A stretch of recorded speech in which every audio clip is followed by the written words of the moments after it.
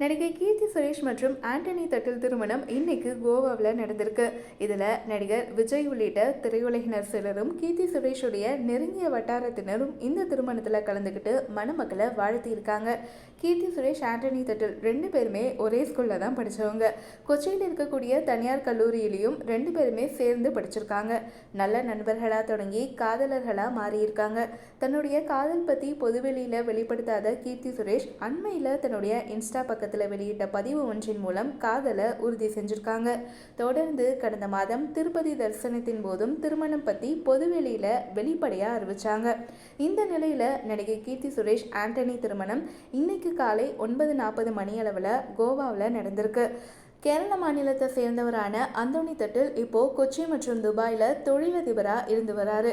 ஹபீப் பீருக்குடன் சேர்ந்து சென்னையில் பதிவு செய்யப்பட்ட ஆஸ்போர்ட் ஹவுஸ் விண்டோ சொல்யூஷனில் முதன்மை உரிமையாளராகவும் இருக்காரு. இவருக்கு கேரளா மற்றும் துபாயில் கோடிக்கணக்கில் சொத்து இருக்கிறதா சொல்லப்படுது. மணமக்களுக்கு பலரும் தங்களுடைய வாழ்த்துக்களை சமூக வலைத்தளங்களில் தெரிவிச்சிட்டு வராங்க. கீர்த்தி சுரேஷ் திருமணத்துக்கு உங்களுடைய வாழ்த்துக்களையும் கமெண்ட்ல எங்க கூட ஷேர் பண்ணுங்க.